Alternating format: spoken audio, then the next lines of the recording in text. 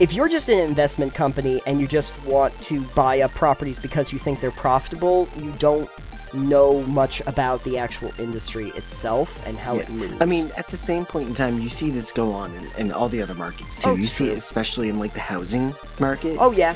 I played a little bit of it. It's not my style of game, but I was floored by the visual presentation and the gameplay. I was like, wow. For people who love rhythm-based combat and stuff, this is awesome. This is excellent. Yeah. So it's a Souls-like.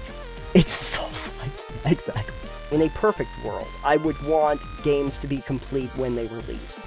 I understand that the reality is that that's not going to happen as much anymore.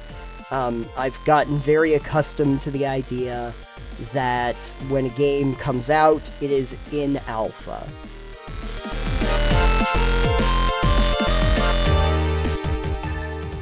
Alex, how are you handling not being dead? I'm handling it pretty great, although sometimes you get a little bit of, existential horror. Oh, good. Yeah, well, be aware of the call of the void. Thank you, everybody, for listening to... Like all calls. Like all calls. The call is coming from inside the house. Hey, everybody, welcome to Total Pebble Knockdown. We are avoiding the call of the void, and I am Nathan. And I am Alex, and I avoid every call I can. Yeah, exactly. If it says Call of the Void on your caller ID, do not accept that call. Decline. Straight to voicemail. Exactly. Block that number. Occasionally you can screen the call and just see what the Void wants. Yeah, exactly. And see, if it starts talking in like Cthulhian, you know that you're in trouble. If it's old speak. Anyway, let's get right into the episode. What the hell is going on with Embracer Group? Apparently, not really anything good. Yeah, let me tell you about that. So, we've been getting some different reports over the course of the last few months, and I guess it just kind of, like, fell under my radar because I was dealing with other things. But, yeah. There's been some news that has led up to more recent stuff that's happening with some of their brands. Honestly, it had fallen under my radar, too, until I heard just his most recent one, which now, at the time of recording, is about 10 days ago. Right. I just heard about it a couple days ago. So when I shared it with you, I was like, did you hear about this? And you're like, no, actually, I didn't. I'm like, cool, let's talk about that. It's a little important, actually. Yeah, and believe it or not, even more recent news from when you had shared for me, we have as well, but I think that it might be useful to kind of go back a little bit in time. So we're gonna time travel, ho! That's right, we're listening to the Call of Void right now. If you don't know who Embracer Group is, they're like an investment company, and they've been buying up a lot of game studios to put under their branch. Little bit of a backstory is that Embracer bought Gearbox, which is going to be important in a minute, for $1.3 billion back in 2021. And then That's a small amount of money. Yeah, just chump change, really. And then they also bought Crystal Dynamics, Eidos Montreal, and Square Enix Montreal for $300 million in 22. Those will also be important. I feel like that's a really small amount of money to buy those three. It's not bad considering, like, you have to remember, things like Tomb Raider, Deus Ex, Thief, Legacy of Kain. That's a lot of big moves for an investment group that isn't specifically a game company or a game group to make that kind of an investment. It hasn't been going so great in more recent days for Embracer. One of the main reasons is because of a deal that fell through. So, back in May, Embracer Group stock fell 40% after a... That's a fair amount. Yeah, that's a lot for a stock to just drop. After a $2 billion mystery deal self-destructed. At that time, we really didn't know what that deal was, but it seemed to be kind of important for Embracer Group, the Swedish company that's been scooping up all of those developers. By August, we had finally gotten a little bit more information on what was going on with that. Turned out that Embracer Group was trying to partner with a Saudi Arabian company named Savvy Games Group that is actually a Saudi government-funded company. And the idea was that Savvy was looking to get into the gaming space as a major gaming label, and so they were going to make an investment with Embracer Group. Yeah, because from what I've heard, the Saudi government has a lot of money. I have heard that the Saudis have money, and so I understand why they might want to get into the space. But at any rate, deal fell through. Basically, all you need to know is that the deal fell through, and after the deal fell through, the stock went right through the floor. Yeah, as you can imagine, a $2 billion deal going down the drain does not invoke confidence in the market, and it is a confidence in your market. Investors. Yeah, especially considering that all of those investments that I mentioned before were like not even $2 billion in that entirety. So we kind of understand that $2 billion's a lot for an investment into Embracer. So that has led to where we're at now, where they're in a process of restructuring. Last month, we had some kind of sad news, honestly, where they were shutting down Volition. They own Volition Studios. Mm-hmm. After 30 years, they had to shutter the company. And that's I'm a sure real it had shame. nothing to do with the great sales of Saints Row. Yeah, no, I'm sure that the new Saints Row not doing well was absolutely not a factor. Volition obviously did Saints Row and Agents of Mayhem and Red Faction. They've done some good work over the years, but yeah, they have not made a real bestseller for a while now. There's only so many times that they can reissue Saints Row 4 as a new presidential edition or whatever. Yeah, they can't do a Skyrim for a decade. Yeah, as much fun as Saints Row 3 and 4 are, they do not have the longevity of a Bethesda title. So unfortunately, they had to shutter that. The article that you gave me, though, was from earlier this month, where there is discussion, and I guess it's still in discussion because I can't find any newer information on it, where Gearbox may be getting sold off, and as you know, they just bought that a couple years ago, so we'll see how that goes. Gearbox, of course, a very good studio, has made some good things, has published stuff under their brand in several cases, but has been more famous, I think, mostly for the Borderlands series. Although, most likely. Yeah. Not the only thing Gears that they do. of War 2. Yeah. And they also did, oh god, what was the one that took 14 years to actually come out? Did they... Duke Nukem? Yeah, Duke Nukem. Yeah, Duke Nukem was part of that. But at any rate, they're looking to sell off Gearbox. That's usually not a good sign. It's a great sign. They're doing great. And so, despite closing Volition and potentially selling off Gearbox, from the Kotaku article that you gave me, Embracer still owes quite a few companies. This includes publishers Deep Silver, THQ Nordic, developer Coffee Stain Studios, developer-publisher Saber Interactive, book publisher Dark Horse Comics, and game distributor Limited Run Games, among others. Yeah, that's always good. Their last acquisition was in October of 22, when the company scooped up British anime distributor Anime Limited. You know, if they were in talks to get this big, infusion of cash, I could kind of understand why they might have an interest in, buying this stuff up. If they thought that there were deals to be made and investment to be had, why they'd want to build.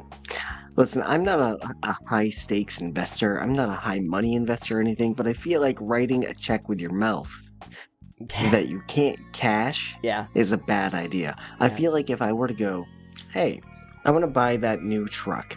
I know it's $100,000, but listen, I've got all these little Pokemon cards here, and they're going to be worth so much money. Mm-hmm. So much money. Oh, the price and all those things dropped? Yeah. Oh, no. But I already bought the truck. Yeah. I mean, I thought we were rolling in dough over here. We got mad podcast money. Come on. we could buy Embracer. Yeah, I'm gonna buy a whole Let's buy Gearbox. Lunchable. let's buy Gearbox. So the thing I did hear, yes, from one of the videos I was listening to, which kind of enlightened me to this too, is that one of the thoughts was that they were gonna maybe sell Gearbox off to itself. They might be like, Gearbox, hey, you're kind of your own thing. We're gonna sell you to yourself, essentially, and let you be your own company again. Right, because they were at one point, like before they were bought by Embracer. They had been like a private studio. Right. And you know what? That would be fine, because I think that they kind of earned their stripes while they were like their own independent company. So maybe that would be good. I feel like Coffee Stain could do well on its own too, honestly, because Coffee Stain publishes stuff under their label as well. They own Satisfactory.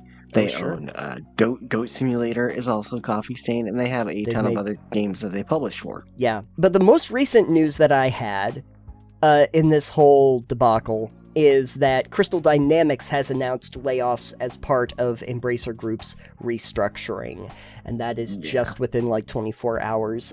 It is 10 employees at the moment that have been let go from the studio. It's not really a lot, depending how big the studio is, though. Not a lot. It looks like every division will be part of its restructuring plans for Embracer Group. 9 of the affected employees are from the brand and marketing division, which I can kind of understand. They might not need to do a lot of branding at the moment. Well, 1 was from IT, but it has come after months after the studio said that it would not be part of job cuts. So obviously that was a lie. At least it was a truth that did not come to pass, we'll say. So there are indeed layoffs that are going on in some of the other studios that are under Embracer, and after they paid so much money for them. I guess my takeaway from having looked at all of that is, you had mentioned earlier, like, maybe it's not a great idea to have investment companies that are not specifically gaming companies doing the buying of all of these, and I'm kind of with you on that. If you're just an investment company and you just want to buy up properties because you think they're profitable, you don't know much about the actual industry itself and how it moves. I mean, at the same point in time, you see this go on in all the other markets too. You see it especially in like the housing market. Oh yeah. Where these big, I guess some of them are like lawyer firms. Like firms will buy apartments and houses and stuff, and they'll rent them out and all that stuff. They buy them, and then their company is part of a bigger company. Same kind of deal. These are just basically investment properties to them. Right.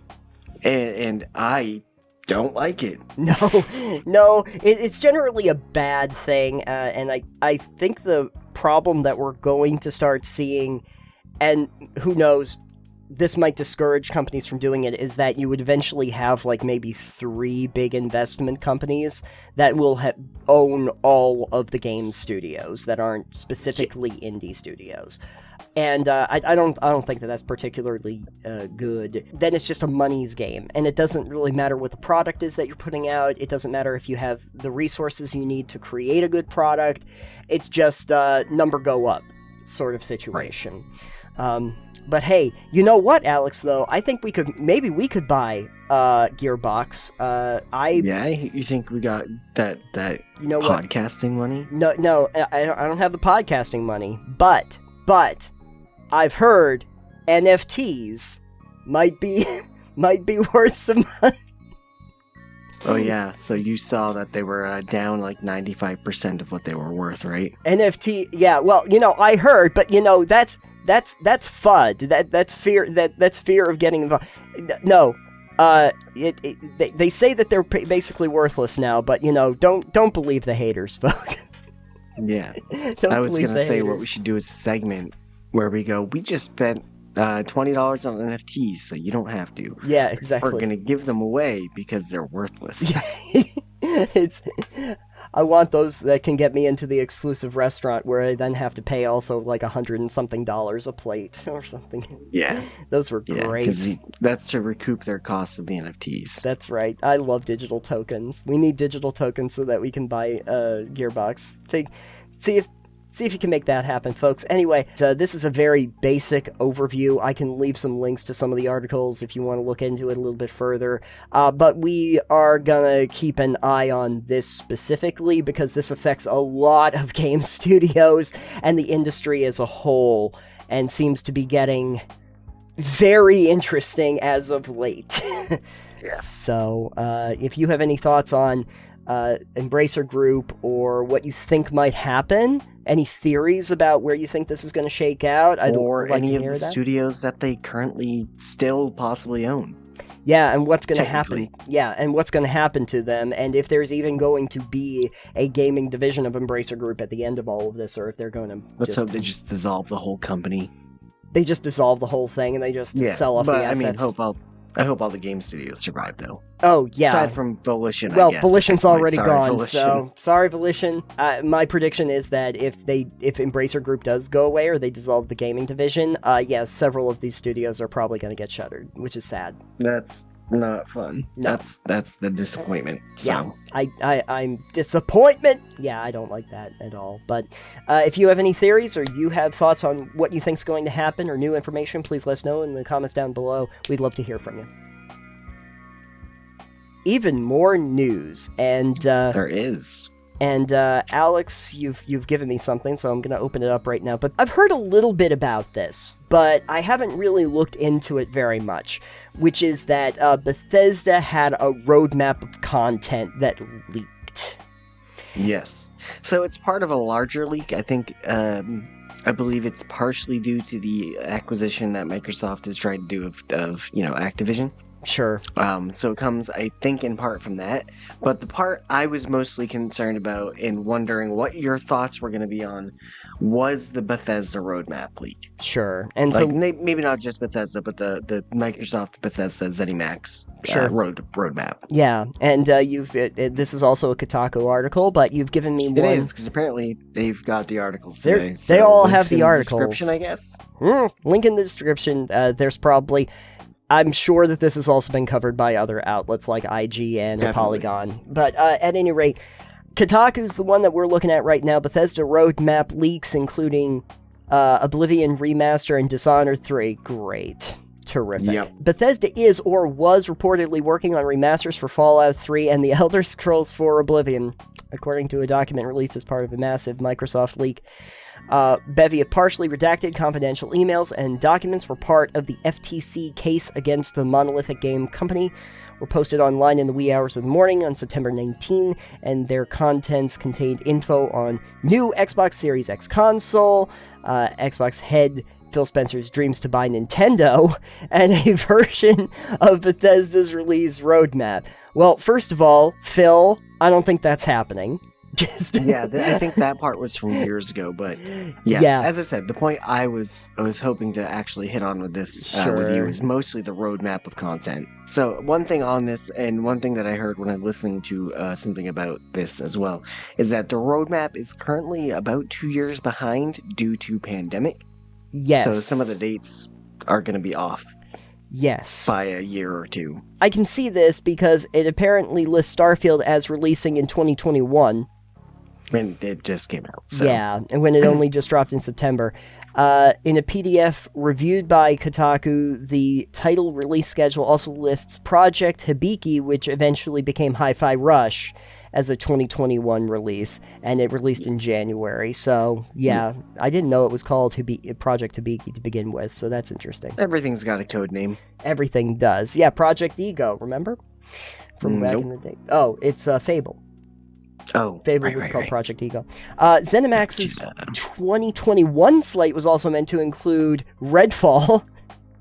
Yeah, good thing they didn't put it out in 2021. Oh my god, it would look like a potato. They had all the time to polish it up. Fallout 76 expansion Fallout Worlds, which went live in 2021. And Ghostwire Tokyo, which debuted in spring of 22. So it appears this entire release schedule was shifted by a year or two in either direction. But leaked documents suggested that 2022 would include the upcoming Indiana Jones game, which would make sense for the new movie that came out, that they'd want to... Oh, I guess. But, okay, just real talk for a second. How much do you think people actually care about Indiana Jones anymore? I didn't know they were making a game for it. And the last time I saw an Indiana Jones movie, it was The Crystal Skull. Oh, sorry. It was fine. It was Ancient Aliens, folks. I have would various things about Dial of Destiny. I'll watch it at some point, but yeah. It's been years. Yeah. I'd have to rewatch that, but it's been years. I don't think it was as bad as people make it out to be. I think people at the time just hated Shia LaBeouf. well, actual murderer Shia LaBeouf. Yeah. It also includes a Starfield DLC and an as-yet unannounced remaster of The Elder Scrolls IV Oblivion. Well, I mean, I can understand why they might want to do Oblivion as a remaster. Yeah. So I was curious about that. Apparently that is slated allegedly for 2024. Okay.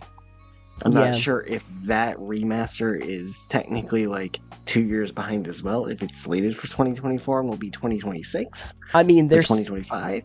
They're saying that since that was going to be 2022, by using the aforementioned logic, we could potentially see those three things in 24.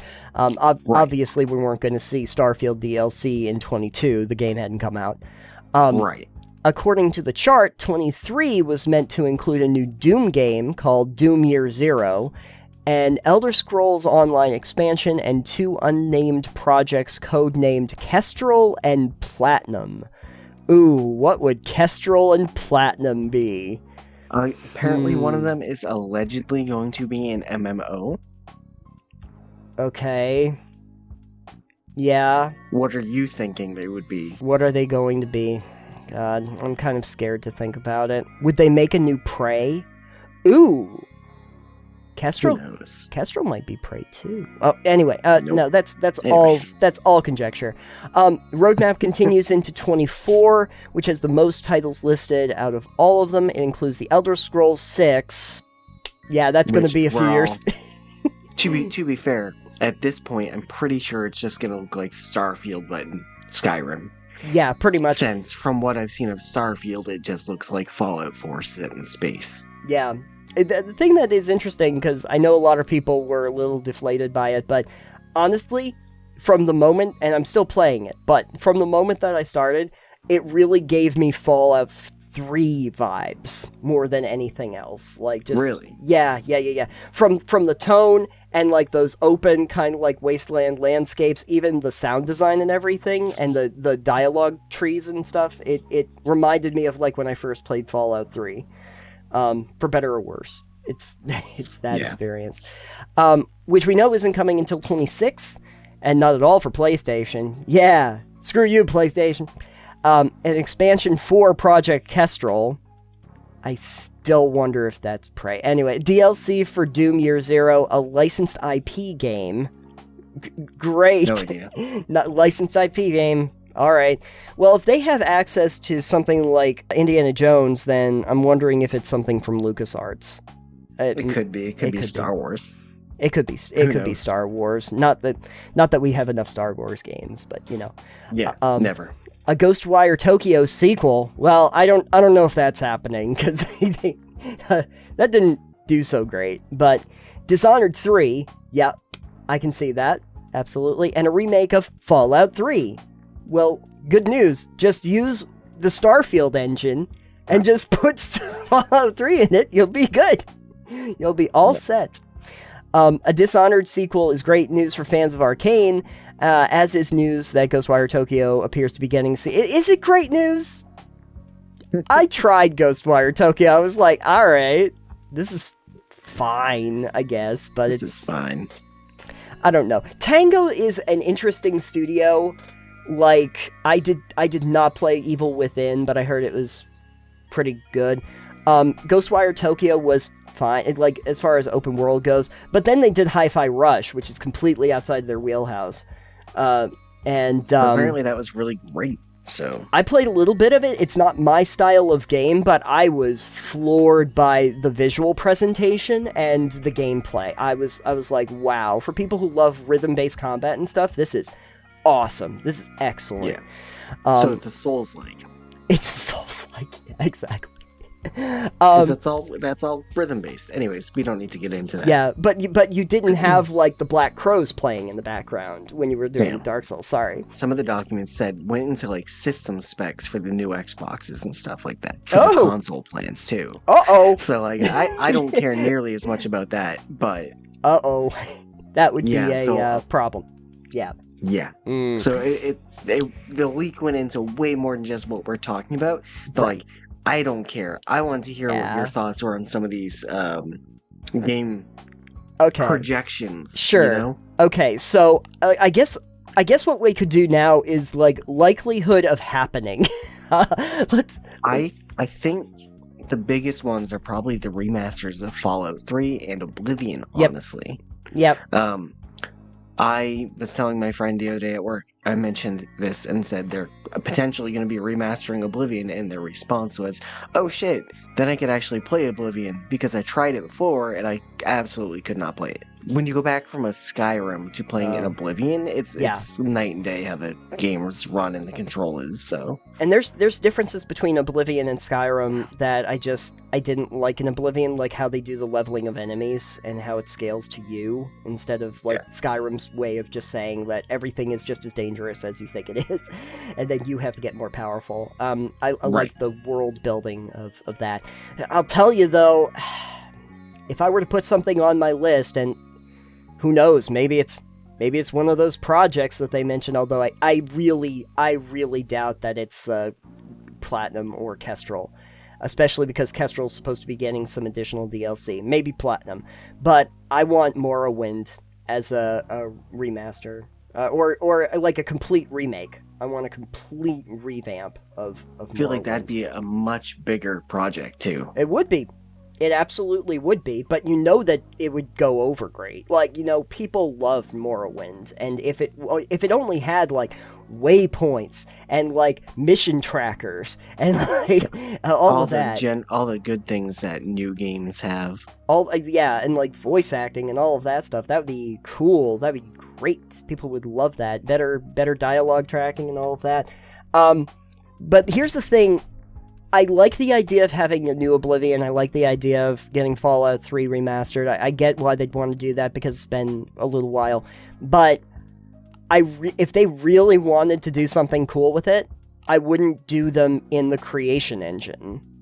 I wouldn't keep doing them in the creation engine. I think Starfield Are you telling me suffered from that. Yeah.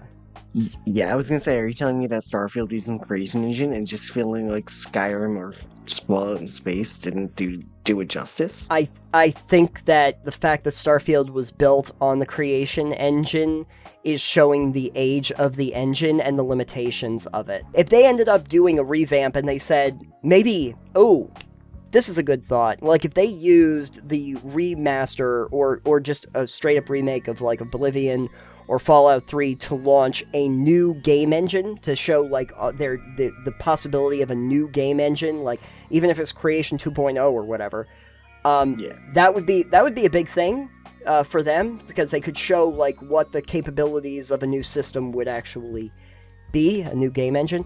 Elder Scrolls Online expansion, duh. Of course they're gonna do that. They do that all the time. New Doom game, I think that that's kind of a given anyway. I'm not surprised by that. The Doom Eternal was a big deal for them, the original Doom. What is less likely for me? Like I said, I don't know if Ghostwire Tokyo is really getting a sequel. That's meh. And a licensed IP game, the fact that they're not necessarily even in the documentation telling you what it is makes me think that that's tentative at best. It's either tentative or it's a yet unannounced IP.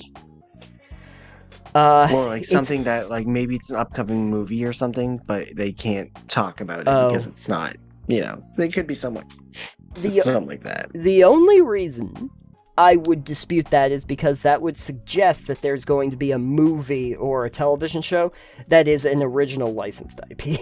Oh, that's fair. That I don't know how much that's going to happen, but obviously it's Ahsoka. Yeah, it's going to be Ahsoka, but that's just Star Wars anyway, so yeah. Hey, you know what? That's a game people want anyway. Dishonored sequel. Yeah, no, I'm happy to hear about that, because I think Arcane, after, like, Deathloop and Redfall, needs to go back to the stuff that they did well. Yeah. I know people were kind of, like, iffy on Deathloop, but I was not a big fan, and Redfall was Redfall, so, Yeah, maybe go back to the Dishonored or Prey would be terrific, please. Thank you. Ghostwire Tokyo. Look, Tango, just do more Hi-Fi Rush. People love the Hi-Fi Rush. Just do that. Or you can make a third Evil Within, which maybe that's Kestrel or Platinum. Might be one of the project code names. Although I do feel like when they do project code names, it's probably because of like an older IP or something that they have in the backlog that they might be looking to bring back. Upcoming Indiana Jones game. There you go. Perfect. No one wants that. And are you literally still doing an expansion for Fallout 76? Give it up. Just give it up. Give me Fallout anything else. Fallout everything. Fallout 101. You know what? That's what they can call the Fallout 3 remake. Because it was Vault 101. Call it... There you go. Fallout 101. They won't know what's going on. Anyway, that was the Bethesda leak. Thank you for sharing that with me. I'm very happy that I am either happy or sad now. I don't really know. A little bit of everything. You're a mixed bag. I am definitely a mixed bag. And so this mixed bag is going to be looking forward to seeing the legitimacy of how much of this is actually going to come out. If you have anything on that list that you think is particularly intriguing for you, let us know in the comments down below, or join us over on our Discord channel. So, Alex, it's been a very newsy episode. I get that. Has been. Yeah. But a little bit of news. Little bit of news. And this next one is kind of based on something newsy. But as you probably know, Cyberpunk 2077, a game that we have both played, has come out with essentially a 2.0, as they are calling it, version, and in lead up to the new big DLC that they put out. And something that a lot of people might not have known about is that even though there is a paid DLC, there was also going to be a big revamp to the base game that was going to happen. I've seen some people play it, and I can see the new things. They've like redone the whole skill system. They've done a big, they've changed around like the Ripper Doc thing entirely, so that it's about like capacity overall that you can put your different mods into. There's more of a differentiation between your cosmetics and your actual abilities and stuff like that. And the AI, they've vastly increased and improved the AI and made it more aggressive and smarter. That's good. Oh, aggressive maybe not be good, but smarter is good because, some of those enemies were just rather easy to kill. Yeah, I mean, I think that it's smarter overall because they will actually hide and do the things that you'd expect them to do in a firefight. But, I was watching Luke Stevens was showing that, like, in the police, like, they have more of a rating system similar to GTA, and once you get up to like 5 stars or something, they just uber kill you very quickly if you don't. Do they send in the elite team they show you in the game? It's pretty, it's pretty bad. Also, you can like shoot from cars now, which is pretty cool. You can like shoot guns. Drive by. Yeah, you can bang. You can even get like tanks and stuff and shoot from the armored tank. That's like, that's pretty fun. But at any rate, so big changes, but something that I thought was very interesting was Luke Stevens was talking about it, and it has been sort of touted as the complete version of the game. Like, if Cyberpunk were to have released in this state, or released now in this state, it would have been considered really a complete game, because it definitely felt unfinished when it originally came out in 2020. And I guess the question that I had for you is, when do we consider a game complete? Well, in my mind, complete means this is everything that the game plans to be. Right. I can even see where there might be DLC for it, but I consider that a game has to be a complete experience in its entirety. Like my ideal thought of even DLC or additional content is a separate, like, story that is not part of the main game. That can be completely separated out. It's one of the reasons why back in, like, Fallout 3, there were some of those DLCs that were like separate experiences, like the Pit or Mothership Zeta, but then they had like Broken Steel, and part of Broken Steel was practically just fixing the ending of Fallout 3. So there was a big issue there where it's like it made it feel like the game really wasn't complete in its entirety, and then they had to come out with a DLC that would actually fix that. So not as big a fan of that. Cyberpunk, though, I'll eventually play it, and it will probably be very good that they made those changes. But I get a little wary of the idea of games being hailed as finally complete like 3 years after they come out. Yeah. Good news, when you actually bought it, that was called Early Access. Yeah, good. This is why Early Access is a thing. They did not tout Cyberpunk as an Early Access game. That was... Probably should have. Probably should have. I think that would have... Considering what they went through when it came out, they should have. I think people expected more from CD Projekt Red to release a game in a fully formed state.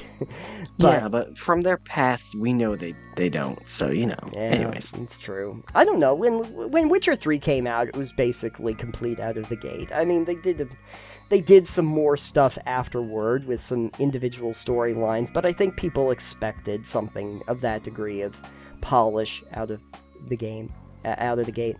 But at any rate, I think it is very difficult to say that a game is truly complete, especially when new content and modification and everything goes on with games, especially in an age of early access, and games that are live services. And then, we've talked about it on the show before, but like a World of Warcraft, you've played it before. I don't know if you will ever really be able to say that a World of Warcraft is so-called complete. Till they make a World of Warcraft 2? Right. Yeah. You could say like maybe World of Warcraft Classic could be completed if they stop at a certain point. Sure. But even then, where I think we've briefly talked about how there's rumors that the next expansion for WoW will be a revamp. Yeah. Even then, it's like, it's not going to be a WoW 2. It's just going to be like taking the old school stuff and bringing it into the, 2020 era. Sure. But I wouldn't ever be able to say that story is complete. There's no definitive end to a game that needs to be ongoing and evergreen. Right. Did you think there was ever a time with like MMOs similar to WoW where the game might have at the time felt like a complete experience, but then they just added more stuff onto it?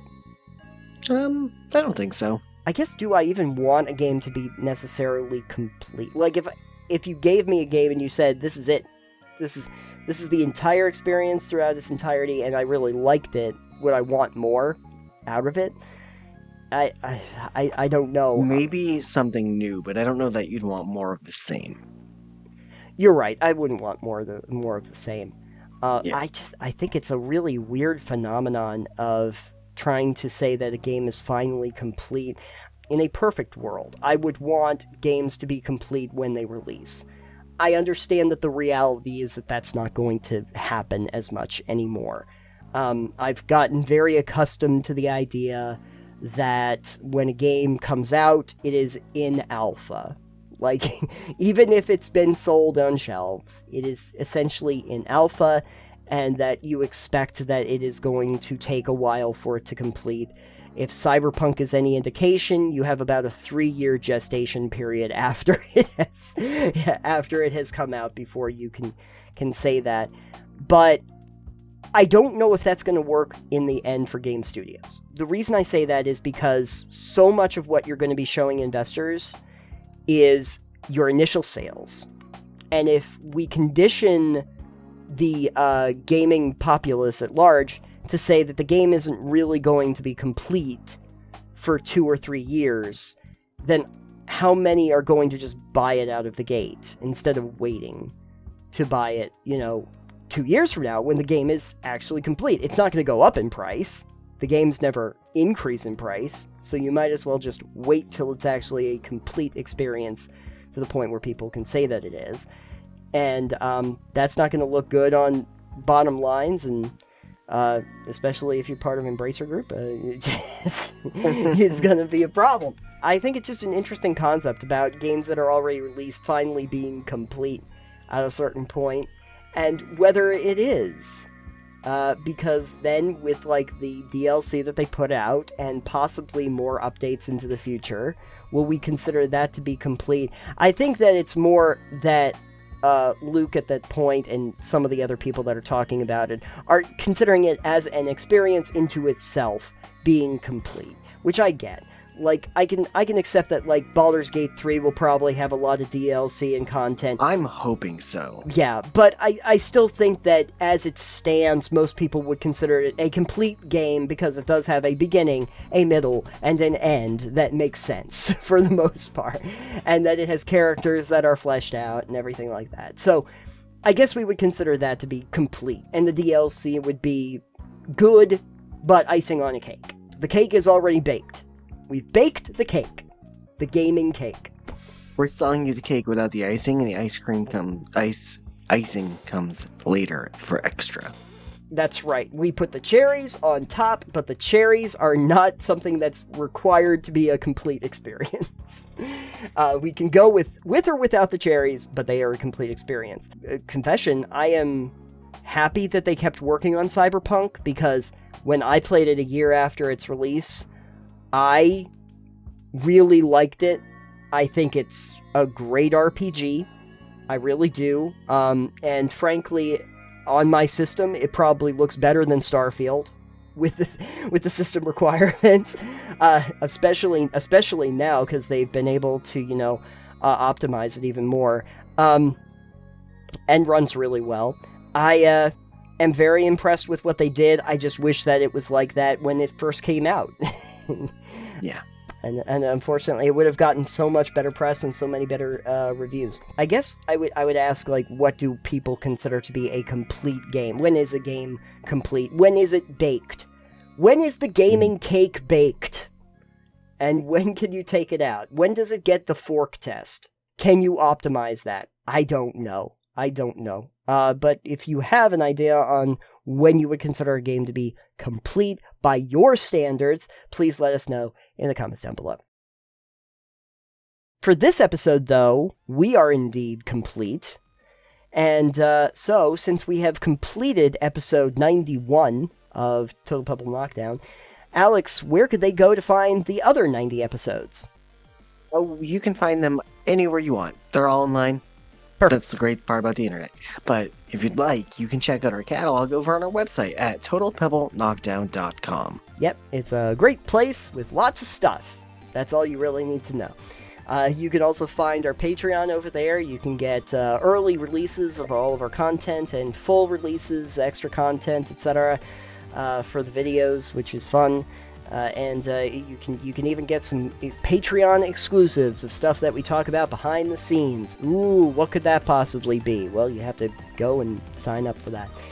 Feel free to check us out on every podcast app known to mankind. Please rate and review, subscribe if you have the chance. And you can also find us on various social media apps that have various names at this point. I am at Citanium. I am at EXP Limited, and our show is over at Pebble Knockdown. Thank you so much for listening to Total Pebble Knockdown. We will talk to you next time. Bye for now. Goodbye for never. Well, not never. Sometime. Occasionally.